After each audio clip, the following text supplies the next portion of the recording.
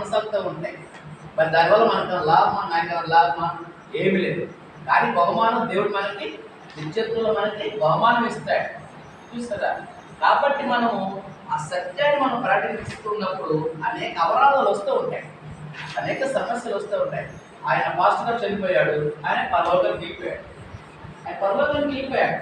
కానీ ఈ యొక్క మతాన్ని రెచ్చగొట్టేటువంటి ఆ మతోన్మాదులు ఏం చేస్తారు? ఓ సంతోషం పండుగ చేసుకుంటారు. ఒక సేవకుడు చెప్తాడు, రేపు వాళ్ళకి అక్కడ పండుగ ఉంటుంది. ఇప్పుడు దేవుడి సేవకు చంపేశారు కదా, రేపు పైన ఉంటుంది వాళ్ళకి బాగా ఉంటుంది అని చెబుతున్నాడు. నాకు అది సంతోషం వేసింది. కాబట్టి సత్యం వాళ్ళు తెలుసుకోవడం లేదు. గుడ్డినే సాతాను ఏం చేస్తుంది?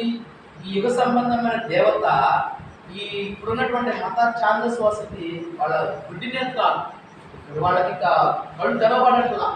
మేమే జ్ఞానం, మేమే గొప్ప, మేము విజయం సాధించామనుకుంటున్నారు. వాస్తవంగా వాడు ఓడిపోయినటువంటి వాడే. సాధారణంగా బ్రహ్మ వాడిని పెట్టేస్తున్నది. ఇంకా చూడండి, ఇక్కడ సాంస్కృతిక క్రైస్తవ సమర్థవాదము సిద్ధాంతం మీద నీతి మరియు న్యాయమైన క్రైస్తవం కలిగి ఉండవాలి. మొదటి జ్ఞానం ఎక్కడి నుండి వచ్చినది? ఇప్పుడు మన సంస్కృతి కార్యక్రమాలు, కల్చరల్ యాక్టివిటీ చేస్తూ ఉంటారు కదా. క్రిస్మస్ అప్పుడు, కొన్ని ఫెస్టివల్స్ అప్పుడు చిన్నపిల్లల తర్వాత కల్చరల్ యాక్టివిటీ చేస్తారు.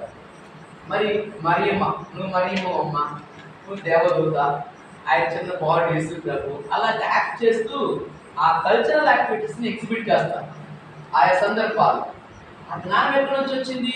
దేవుడి జ్ఞానమే కదా, బైబిల్లో ఉన్న జ్ఞానమే కదా.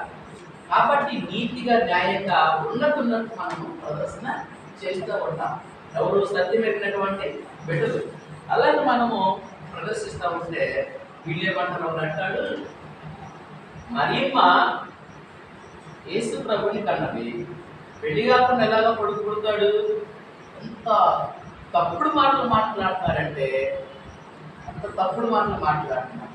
నిజంగా మరి దేవుడి భయం లేనటువంటి వాడు చాలా దుర్మార్గంగా మాట్లాడుతున్నారు. పెళ్లి కాకుండా ఎలాగా కన్యలా గర్భం ధరిస్తుంది? మనం వివరించి చెప్పాలి. వాడు అట్లా వివరించి చెప్పితే వాడు ఉండరు కదా, అంతసేపు వాడు నిలబడడు. కాబట్టి వాడు ఏంటంటే ఇక అలాగా మనుషుల్ని ఆ సాతాను అలా ఆ విధంగా వాడు చేస్తారు. పెళ్లి కాకుండా కన్యలా గర్భం ధరిస్తారు, ఇది ఏ తప్పు, ఇది రాంగు అని రకరకాల కామెంట్లు పెడతా ఉన్నారు మరి తల్లి. కానీ వాస్తవం అది సత్యం మనకు తెలుసు, సత్యము మనకు తెలుసు. ఆ విషయాన్ని సంస్కృతి కార్యక్రమాల కల్చరల్ యాక్టివిటీస్ ద్వారా మనము ఇతరులకు తెలియజేస్తూ ఉన్నాం. క్రిస్మస్ అప్పుడు అంటే ఆయా ఫెస్టివల్స్ అకేషన్స్లో మనం తెలియజేస్తూ ఉంటాం. సో ఇంకా ఏమంటున్నాడు చూద్దాం. జ్ఞానం ఎక్కడి నుండి? జ్ఞానం నుండి వస్తున్నది. త్రిత్వము వాస్తవం, ఆయనే అది బయలుపరచను. సాధారణ ప్రత్యక్షత దేవుడు తాను సృష్టించిన సృష్టి వలన బయలుపరచబడింది. ఆకాశం దేవుడి వైపు నిరీక్షించినవి, అంతరిక్షం ఆయన చేతి పని ప్రజలు పరుచుతున్నారు. 41వ పేజీలో అగటికి మొదలు బోధ చేయించినది, రాత్రి జ్ఞానము తెలుపుతున్నది. వాటికి భాష లేవు, మాటలు లేవు, వాటి స్వరం వినబడదు. ఇవన్నీ దేవుడు ఎలా చేశాడు? జ్ఞానమే కదా, జ్ఞానాన్ని బట్టే కదా ఈ లోకానికి, ఈ భూమికి, సముద్రానికి హద్దులు వేశాడు. సూర్యుడు, చంద్రుడు, నక్షత్రాలు ఇవన్నీ చేశాడు. అది దేవుడి యొక్క జ్ఞానం, ఆయన జ్ఞానమే కదా. కాబట్టి ఆయన జ్ఞానం మనం పొందుకున్నప్పుడు మనం కూడా ఆయనలాగా మనం ఆలోచన చేసి ఆయన నామాన్ని గణపరుస్తాం. సూర్యుడు, చంద్రుడు, నక్షత్రాలు ఇవన్నీ దేవుని మహిమపరుస్తున్నాయి. ఆయన గొప్పతనాన్ని, ఆయన జ్ఞానాన్ని, ఆ ప్రభుని గణపరుస్తూ ఉన్నాయి. మరి ఆయన సత్యాన్ని పెట్టమని మనము, ఆయన జ్ఞానంతో పెట్టమని మనము ఈ లోపల ఎవరికి భయపడే అవసరమో లేదు. చెప్పండి, మీరు పొలంలో ఎవరు కనపడినవాడో చెప్పండి, దేవుడి గురించి ఒక మాట చెప్పండి. చెప్తే అప్పుడు మనం సత్యాన్ని మన ఇతరులకి ప్రకటిస్తున్నాము, ఇతరులకు మనము ప్రకటిస్తున్నాము. అది నీకు కూడా చాలా హ్యాపీగా ఉంటుంది. ఈరోజు ఒకరికి నేను పొలంలో పనిచేస్తూ ఒక అధికారికి యేసు ప్రభు గురించి చెప్పాను, లేకపోతే మరొక తల్లి గురించి చెప్పాను అని మనకు ఒక సంతృప్తి అనేది ఉంటుంది. వాళ్ళు కూడా మన సత్యంలోకి మనము నడిపిస్తూ ఉంటాం. అయితే మనం చెప్పిన అబద్ధమని సాతాను కూడా మళ్ళీ అటాక్ చేస్తారు, ఇంకొక ఆమారాగా అటాక్ చేస్తారు. అలాగని మన సువార్తను ఆపకూడదు, సత్యాన్ని ప్రకటన చేస్తూనే ఉండాలి. సృష్టి అంతా కూడా ఆయన జ్ఞానాన్ని పొగుడుతుంది కదా. సృష్టి అంతా కూడా భూమి, ఆకాశ, సూర్యుడు, నక్షత్రాలు అన్నీ కూడా దేవుని యొక్క జ్ఞానాన్ని, ఆయన గొప్పతనాన్ని ఘనపరుస్తున్న, మహిమపరుస్తూ ఉన్నాయి. కాబట్టి మనం కూడా అలాగా ఆయనని ఘనపరచాలంటున్నాడు.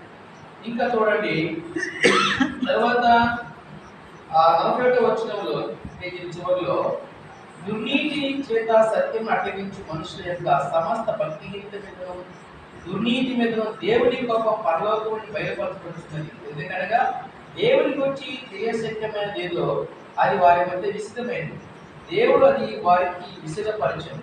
మన మనస్సాక్షి ద్వారా దేవుడు మనము తప్పు చేయుచున్నామని సంగతి తెలియజేయచ్చు. ప్రతి ఒక్కరిలోనూ మనస్సాక్షి ఉంటుంది. పరిశుద్ధాత్మ ద్వారా దేవుని యొక్క ఉద్దేశము బయలుపరచెను. తర్వాత ఇంకొకటి, మరి అన్ని విషయాల్లో కూడా మనం ఇతరులకి సత్యాన్ని ప్రకటన చేస్తున్నప్పుడు వాడి మీద మనం పగ తీర్చుకోకూడదు. మనం కామెంట్ చేసేది వాడి మీద పగ తీర్చుకోకూడదు. మనం ఏదో శాంతియుతంగా రైలింగ్ చేస్తూ ఉన్నారు అంతే కదా. ఇంకా ఎలాంటి దౌర్జన్యం చేయటలా. దేవుడు దానికి పనిష్మెంట్ ఎవరు ఇస్తాడు? దేవుడు ఇస్తాడు. ఆయనకు వదిలేటి మనం. ఆ తర్వాత మన మనస్సాక్షిని సరి చేసుకోవాలంటున్నాడు. ఇది తప్పు చేస్తున్నావు, నీవు ఫలానా తప్పు చేసావు, అది కరెక్ట్ చేసుకో. అది మన మనస్సాక్షి. కాబట్టి సత్యమైన బిడ్డలైన మనము మన మనస్సాక్షి చాలా ఇంపార్టెంట్. మనస్సాక్షి చాలా ఇంపార్టెంట్. ఎందుకంటే మనస్సాక్షి సరిగా ఉంటేనే సత్యాన్ని మనం ప్రకటన చేస్తాం కదా. మనస్సాక్షి లేకపోతే ఏంటమ్మా, మనం ఆ చెవులో పొలం తీసుకున్నాగా, అది దొంగతనం చేస్తే మెరుగాలు దొక్కావుగా అంటే నువ్వు మనం కానీ సత్యాన్ని చెప్పలేవు కదా. కాబట్టి మనం యథార్థంగా ఉన్నప్పుడు మన మనస్సాక్షి సరి చేసి, తప్పులు జరుగుతాయి, మన బలహీనలు కదా, తప్పులు జరుగుతాయి. అయితే వెంటనే కరెక్ట్ చేసుకోవాలి. వెంటనే మన మనస్సాక్షిని సరి చేసుకోవాలి.